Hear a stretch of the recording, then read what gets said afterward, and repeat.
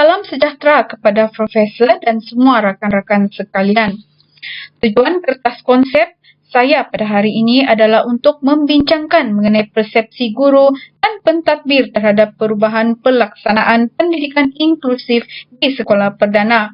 Hasil daripada kajian lepas didapati bahawa 90% pengetua dan guru besar tahu dan sedar akan tanggungjawab untuk mendidik semua murid, termasuk murid pendidikan khas. Manakala didapati bahawa 80% pengetua dan guru besar telah membuat keputusan untuk melaksanakan pendidikan inklusif di sekolah bagi memenuhi hasrat pelaksanaan dasar dan mematuhi arahan daripada pihak atasan.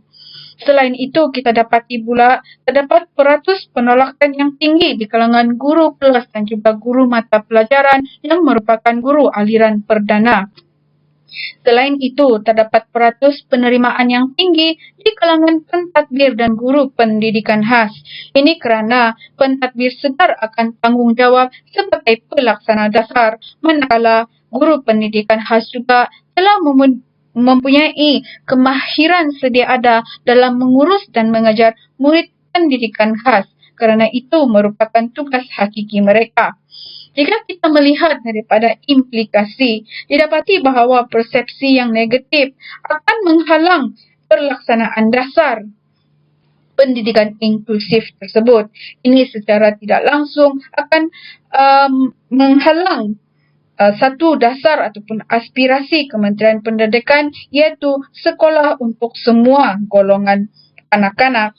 Okey, jika kita melihat kepada guru aliran perdana berpeluang untuk mendapat kemahiran mengajar dan mengurus murid berkeperluan khas. Murid berkeperluan khas juga dapat dikesan dengan lebih awal di kelas perdana dengan kolaborasi guru pendidikan khas. Dalam kertas konsep juga ini dapat disimpulkan bahawa pendidikan inklusif ini satu program yang perlu diteruskan, tetapi halangan-halangan ataupun isu yang timbul seperti persepsi negatif guru aliran perdana yang merupakan guru kelas dan guru mata pelajaran tersebut perlu dihapuskan untuk mencapai visi pendidikan inklusif tersebut. Kita pergi kepada bahagian pernyataan masalah. Persepsi yang terlalu negatif dan penolakan daripada guru pendidikan khas merupakan satu halangan ataupun isu yang sering didebat dan diketengahkan oleh guru aliran perdana. Ini kerana guru aliran perdana beranggapan bahawa murid pendidikan khas di kelas perdana adalah tidak sesuai kerana mereka mempunyai tahap keupayaan dan juga kognitif yang rendah ataupun tidak sama dengan murid biasa. Selain itu, guru aliran perdana juga beranggapan bahawa mereka tidak mempunyai kemahiran untuk mengurus dan juga mengajar murid berkeperluan khas di kelas perdana walaupun mempunyai guru resos ataupun pembantu pengurusan murid. Oleh yang demikian, objektif kertas konsep ini adalah untuk mengenal pasti isu ataupun cabaran yang dihadapi oleh guru dan pentadbir semasa pelaksanaan pendidikan inklusif di sekolah perdana. Berdasarkan pada Kementerian Pendidikan, iaitu dasar Kementerian Pendidikan, Akta 685 di bawah Seksyen 28 dalam kurangan 1 menyatakan bahawa kanak-kanak kurang upaya tidak boleh dikecualikan daripada sistem pendidikan khas atas dasar ketidakupayaan. Okay. So, oleh yang demikian, pihak Kementerian telah menyokong akta ini lagi dengan mewujudkan satu dasar, iaitu Zero Reject Policy, di mana semua golongan kanak-kanak perlu bersekolah atau perlu mendapat pendidikan yang sewajarnya. Okay, dari kertas konsep ini, teori yang saya gunakan ialah teori perubahan Pullen. Seperti yang kita tahu bahawa teori perubahan Pullen ini pada fasa pertama, iaitu fasa permulaan, iaitu dari aspek penelitian.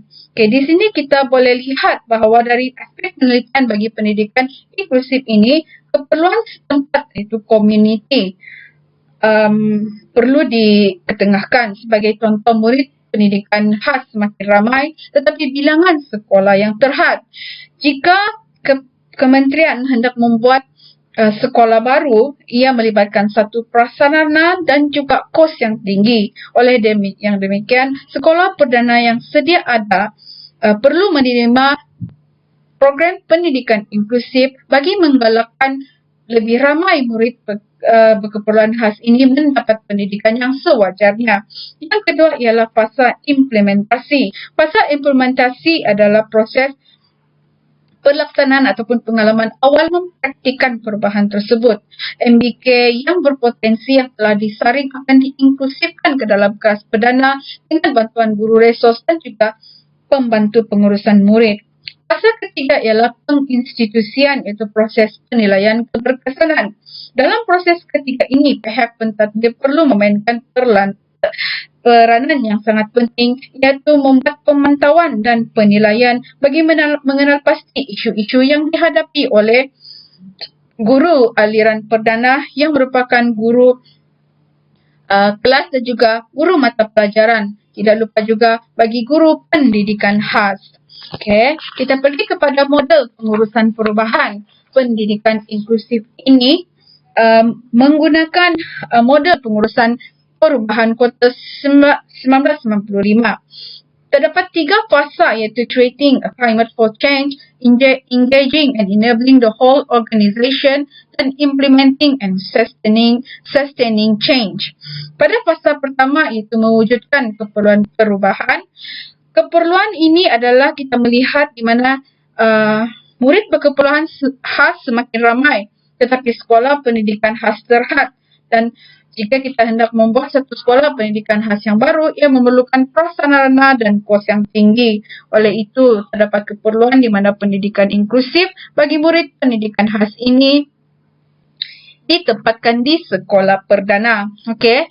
Yang kedua adalah pakatan yang kuat.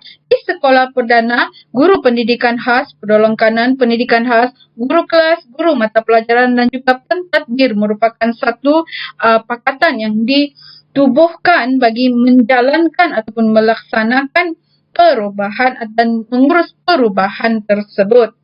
Okey. Selepas satu pakatan yang kuat yang terdiri daripada golongan yang pakar dalam bidang masing-masing, maka pakatan yang kuat ini akan merangka satu visi untuk melaksanakan pendidikan inklusif di sekolah perdana tersebut.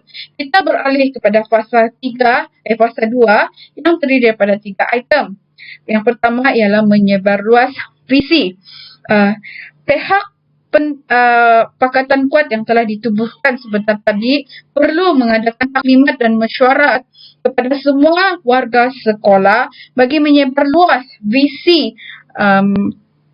organisasi tersebut. Dalam fasa 2 juga, iaitu melaksanakan dan menggerakkan organisasi, terdapat keperluan untuk mengukuhkan pelaksanaan ini, iaitu empower the action. Empower the action ini boleh diketengahkan dengan memberi latihan dan orientasi kepada guru yang memerlukan, terutama sekali guru aliran perdana yang terdiri daripada guru kelas dan juga guru mata pelajaran. Pada item yang ke-6, iaitu menetapkan matlamat jangka pendek. Pendidikan inklusif dapat dilaksanakan di kelas tahun 6 sebagai satu permulaan kepada penetapan jangka pendek organisasi pendidikan inklusif tersebut. Pada fasa ketiga, implementasi dan institusi, iaitu jika kita melihat pada item ke-7 di mana meneruskan pelaksanaan. Semasa pendidikan inklusif tersebut, perlu diteruskan pemantauan daripada pihak pentadbir bagi mengenal pasti ataupun memastikan pelaksanaan pendidikan inklusif ini sentiasa berjalan dengan lancar. Pada item yang ke-8, iaitu mengukuhkan pelaksanaan. Mesyuarat dan juga maklum balas untuk menghapus perlu dilakukan di peringkat ini untuk menghapuskan segala isu dan halangan yang timbul semasa pelaksanaan pendidikan inklusif tersebut. Okay. Jika kita melihat kepada kajian literatur Didapati pada Jurnal 1, 90% guru besar dan pengetua segar akan tanggungjawab untuk mendidik semua golongan kanak-kanak termasuklah golongan berkeperluan khas.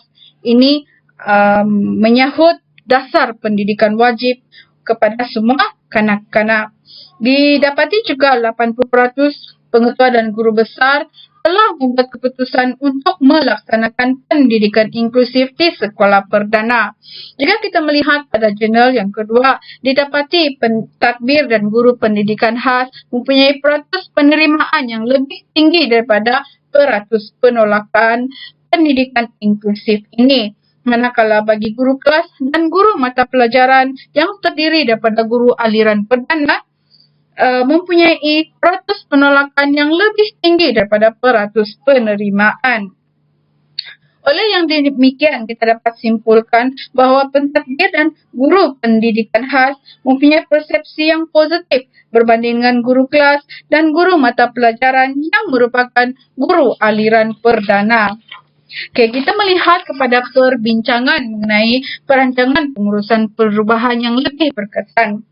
Pada jurnal yang pertama, kita dapati pentadbir lebih bersedia dan mempunyai persepsi yang positif ke arah pendidikan inklusif disebabkan oleh tuntutan tanggungjawab dan juga memahami keperluan dasar pelaksanaan pendidikan inklusif tersebut. Pada jurnal yang kedua, kita dapati bahawa pentadbir dan guru pendidikan khas bersedia menerima dan mempunyai persepsi yang positif ke arah pendidikan inklusif kerana memahami keperluan bahawa semua murid termasuk golongan istimewa wajib untuk bersekolah seperti saranan Kementerian Pendidikan Malaysia, iaitu Zero Reject Policy. Bagi guru kelas dan guru mata pelajaran yang merupakan guru aliran perdana pula, mereka tidak bersedia menerima dan mempunyai persepsi yang negatif kerana kurang memahami keperluan pelaksanaan serta tidak didedahkan dengan kemahiran mengajar dan mengurus murid berkeperluan khas di kelas perdana. Jika kita melihat kepada isu-isu yang berkaitan di Malaysia mengenai pendidikan inklusif, pada dasar sedia ada didapati bahawa kurangnya cara dasar itu disebarkan kepada semua guru, terutamanya guru aliran perdana. Selain itu, guru aliran perdana yang terdiri daripada guru kelas dan guru mata pelajaran juga tidak diberi latihan dalam mengajar dan mengurus murid berkeperluan khas di kelas perdana. Sebilangan pentadbir yang masih mempunyai persepsi negatif dan beranggapan murid pendidikan khas hanya akan merendahkan prestasi sekolah jika diletakkan di kelas perdana. Keadaan prasarana yang terhad dan tidak mencukupi untuk murid pendidikan khas di kelas perdana. Sebagai contoh, kelas yang kecil, murid yang ramai dan meja kerusi yang tidak mencukupi. Bagi guru aliran perdana juga, iaitu terdiri daripada guru kelas dan guru mata pelajaran, mereka beranggapan bahawa jika murid pendidikan khas ini diletakkan di dalam kelas perdana, maka terdapat pertambahan bebanan tugas dan mereka merasakan tidak mampu untuk mengajar dan mengurus murid berkeperluan khas tersebut. Pihak atasan seperti KTM, JPN dan PPD juga tidak menitik beratkan pendidikan inklusif ini di peringkat sekolah dengan kurangnya pemantauan dan penilaian untuk mengenal pasti tahap keberkesanan pendidikan inklusif tersebut. Oleh yang demikian, kita melihat pada implikasi dasar sedia ada. Penyebaran dasar yang tidak menyeluruh menyebabkan guru aliran perdana ini tidak merasakan pendidikan inklusif ini adalah penting dan merupakan satu keperluan bagi mereka. Latihan yang kurang dari pihak atasan juga menyebabkan guru kelas dan guru mata pelajaran yang terdiri daripada guru aliran perdana ini mempunyai motivasi yang rendah dalam melaksanakan pendidikan inklusif. Pentadbir yang mempunyai persepsi negatif akan menyukarkan pelaksanaan pendidikan inklusif di peringkat sekolah. Keadaan prasarana yang kurang juga boleh menyebabkan kegagalan pelaksanaan pendidikan inklusif tersebut.